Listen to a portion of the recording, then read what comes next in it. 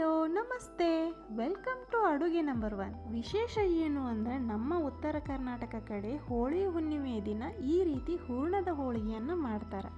ಉಬ್ಬಿರುವ ಹೋಳಿಗೆ ಯಾರಿಗೆ ಇಷ್ಟ ಇಲ್ಲ ಹೇಳಿ. ಇದಕ್ಕೆ ನಾನು ಎಷ್ಟು ಮೆಜರ್ಮೆಂಟ್ ತೊಗೊಂಡಿದ್ದೀನಿ, ಯಾವ ಹದದಲ್ಲಿ ಮಾಡಿದ್ದೀನಿ ಅಂತ ನೀವು ತಿಳ್ಕೋಬೇಕಾ? ಹಾಗಿದ್ದರೆ ವಿಡಿಯೋನ ಪೂರ್ತಿಯಾಗಿ ನೋಡಿ. ಹೊಸದಾಗಿ ನೋಡೋರು ಸಬ್ಸ್ಕ್ರೈಬ್ ಮಾಡಿಕೊಂಡು ಪೂರ್ತಿಯಾಗಿ ನೋಡಿ. ಇಲ್ಲಿ 1 ಕಪ್ನಷ್ಟು ಕಡಲೆಬೇಳೆ ತೊಗೊಂಡಿದ್ದೀನಿ. ಕಡಲೆಬೇಳೆನ ಸ್ವಚ್ಛವಾಗಿ ತೊಳ್ಕೊಂಡು ಇದನ್ನು 1 ತಾಸು ನೀರಲ್ಲಿ ನೆನೆ ಇಡೋಣ.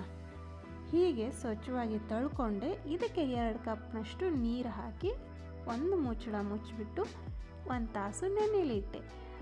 ಈಗ ಕನಕ ರೆಡಿ ಮಾಡ್ಕೊಳ್ಳೋಣ. ಕನಕಕ್ಕೆ 2 ಕಪ್ನಷ್ಟು ಗೋಧಿ ಹಿಟ್ಟು, ಅರ್ಧ ಕಪ್ನಷ್ಟು ಮೈದಾ ಹಿಟ್ಟು ತೊಗೊಂಡಿದ್ದೀನಿ. ಇದನ್ನು ಮೈದಾ ಹಿಟ್ಟಿನಿಂದನೂ ಪೂರ್ತಿಯಾಗಿ ಮಾಡ್ತಾರೆ. ಇಲ್ಲಿ ಸ್ವಲ್ಪ ನಾನು ಅರ್ಧ ಕಪ್ನಷ್ಟು ಮಾತ್ರ ಮೈದಾ ಹಿಟ್ಟು ತೊಗೊಂಡಿದ್ದೀನಿ. ಇದಕ್ಕೆ 1/4 ಟೀ ಸ್ಪೂನು ಅರಿಶಿನ ಹಾಕಿದ್ದೀನಿ. ಉಪ್ಪು ಬೇಕಾದರೆ ನೀವು ಹಾಕ್ಬೋದು. ನೈವೇದ್ಯ ಮಾಡುವಾಗ ಉಪ್ಪನ್ನು ಹಾಕೋದಿಲ್ಲ, ಹಾಗಾಗಿ ನಾನು ಇಲ್ಲಿ ನೈವೇದ್ಯ ಮಾಡಲಿಕ್ಕೆ ಅಂತ ಮಾಡ್ತಾ ಇದ್ದೆ, ಉಪ್ಪು ಹಾಕಿಲ್ಲ.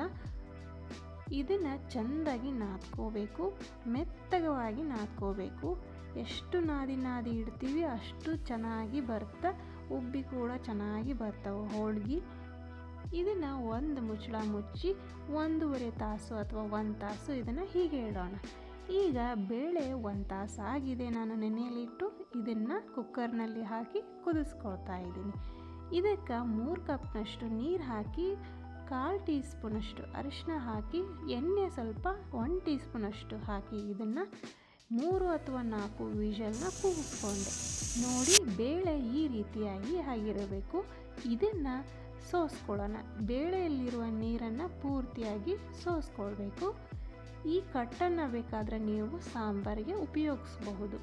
ಈಗ ಬೇಳೆ ಸೋಸಾಗಿದೆ. ಇದಕ್ಕೆ 1 ಕಪ್ನಷ್ಟು ಬೆಲ್ಲ ಸೇರಿಸ್ಕೊತೀನಿ. ಬೆಲ್ಲವನ್ನು ಸೇರಿಸ್ಕೊಂಡು ಇದನ್ನು ಸ್ವಲ್ಪ ಬೆಲ್ಲ ಮತ್ತು ಬೇಳೆ ಮಿಕ್ಸ್ ಮಾಡಲಿಕ್ಕೆ, ಬೆಲ್ಲ ಕರಗಲಿಕ್ಕೆ ಇದನ್ನು 1 ಕುದಿಯನ್ನು ಕುದಿಸ್ಕೊಳ್ಬೇಕಾಗತ್ತೆ. ಇದು ಗಟ್ಟಿಯಾಗಿ ಬರುವವರೆಗೂ ಇದನ್ನು ಕುದಿಸ್ಕೊಳ್ಬೇಕು. ಮೊದಲು ಇದು ನೀರು ಬಿಡುತ್ತೆ, ಹೆದರಬೇಡಿ. ಸ್ವಲ್ಪ ಆದಮೇಲೆ ಇದು ಗಟ್ಟಿಯಾದ ಕನ್ಸಿಸ್ಟೆನ್ಸಿಯಲ್ಲಿ ಬರುತ್ತೆ. ಆಗ ಇದನ್ನು ಬೇಳೆಗೆ ರೆಡಿಯಾಗಿದೆ ಅಂತ ನಾವು ಗ್ಯಾಸ್ ಸ್ಟವ್ನ ಆಫ್ ಮಾಡಿ ಇದನ್ನು ಕೂಲಾಗಿರಲಿಕ್ಕೆ ಬಿಡಬೇಕು. ಇದಕ್ಕೆ 1/4 ಟೀ ಸ್ಪೂನಷ್ಟು ಏಲಕ್ಕಿ ಪೌಡರ್ ಮತ್ತು ಒಣ ಶುಂಠಿನ ಈ ಥರ ಹೆರ್ಜಿ ಹಾಕಬೇಕು. ಇವೆರಡನ್ನು ಬೇಳೆ ಜೊತೆ ಈ ರೀತಿ ಮಿಕ್ಸ್ ಮಾಡಿ ಇಟ್ಕೊಳ್ಳೋಣ. ಈಗ ಇದನ್ನು ಬೇಳೆನ ಸ್ಮ್ಯಾಶ್ ಮಾಡ್ಕೊಳ್ಳೋಣ.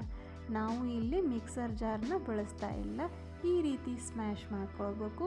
ಈ ರೀತಿ ಸಾನಿಗೆ ಬೇಳೆ ಕ್ಯೂಚ್ಲಿಕ್ಕೆ ಬಹಳ ಉಪಯೋಗವಾಗುತ್ತೆ. ಇದರಲ್ಲಿ ಎಷ್ಟು ಚೆನ್ನಾಗಿ ಬರುತ್ತೆ ಬೇಳೆ. ಇದನ್ನು ಈ ರೀತಿ ಸ್ಮ್ಯಾಶ್ ಮಾಡಬೇಕು. ಇದೇನು ಬಹಳ ಟೈಮ್ ಹಿಡಿಯೋದಿಲ್ಲ. ಮಿಕ್ಸರ್ ಜಾರ್ಗಿಂತ ಇದೇ ಬೆಸ್ಟ್ ಅಂತ ಹೇಳ್ಬೋದು. ಈ ರೀತಿ ಅಷ್ಟು ಕ್ಯೂಚಿ ಹಾಕಬೇಕು ಬೇಳೆನ.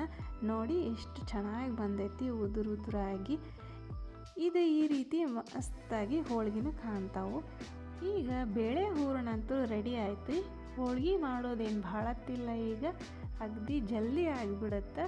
ಈಗ ನೋಡಿರಿ, ನಾನು ಮೊದಲು ಇಷ್ಟು ಗಾತ್ರದಲ್ಲಿ ಲಿಂಬೆಹಣ್ಣು ಗಾತ್ರದಾಗ ನಾನು ಹೂರಣ ತೊಗೊಂಡಿದ್ದೀನಿ. ದೊಡ್ಡ ಲಿಂಬೆಹಣ್ಣು ಗಾತ್ರದಾಗ ನಾನು ಹೂರಣ ತೊಗೊಂಡಿದ್ದೀನಿ. ಅದೇ ಸೈಜ ಕಣಕನ ತೊಗೋತೀನಿ. ನೋಡಿ, ಈ ರೀತಿಯಾಗಿರಬೇಕು ಎರಡೂ. ಹೀಗೆ ಕರೆಕ್ಟಾಗಿದಾಗ ಚೆಂದಾಗಿ ಬರ್ತಾವೆ. ಈಗ ಮೈದಾ ಹಿಟ್ಟನ್ನು ಹಚ್ಚಿ ಅಥವಾ ಅಕ್ಕಿ ಹಿಟ್ಟನ್ನಾದರೂ ಹಚ್ಚಿಯನ್ನು ಲಟ್ಟಿಸ್ಕೊಳ್ಬೇಕಾಗತ್ತೆ. ನಾನು ಮೈದಾ ಹಿಟ್ಟು ಹಚ್ಕೊಂಡಿದ್ದೀನಿ. ಪದೇ ಹಿಟ್ಟನ್ನು ಹಚ್ಚಬೇಡ್ರಿ, ಒಂದೇ ಟೈಮ್ ಹಚ್ಚಿಬಿಡ್ರಿ. ಹಿಂಗೆ ಒಂದು ಸ್ವಲ್ಪ ಲಟ್ಟಿಸಿ ಇದಕ್ಕೆ ಹೂರಣನ ತುಂಬಿ ಈ ರೀತಿ ಪೂರ್ತಿಯಾಗಿ ಕ್ಲೋಸ್ ಮಾಡಿರಿ.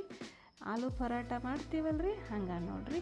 ಹಿಂಗೆ ಪೂರ್ತಿಯಾಗಿ ಕ್ಲೋಸ್ ಮಾಡಿ ಸ್ವಲ್ಪ ಮೈದಾ ಹಿಟ್ಟು ಹಚ್ಚಿ ಇದನ್ನು ಲಟ್ಟಿಸ್ಕೊಳ್ಳೋಣ್ರಿ. ನಿಮಗೆ ಬೇಕಾದರೆ ಎಣ್ಣೆ ಬೇಕಾದ್ರೆ ಹಚ್ಕೋಬಹುದು. ಎಣ್ಣೆ ಜಾಸ್ತಿ ತಿನ್ನೋದಿಲ್ಲಲ್ಲ, ಅದಕ್ಕಾಗಿ ನಾನು ಮೈದಾ ಹಿಟ್ಟು ಹಚ್ಕೊಂಡಿದ್ದೀನಿ ರೀ.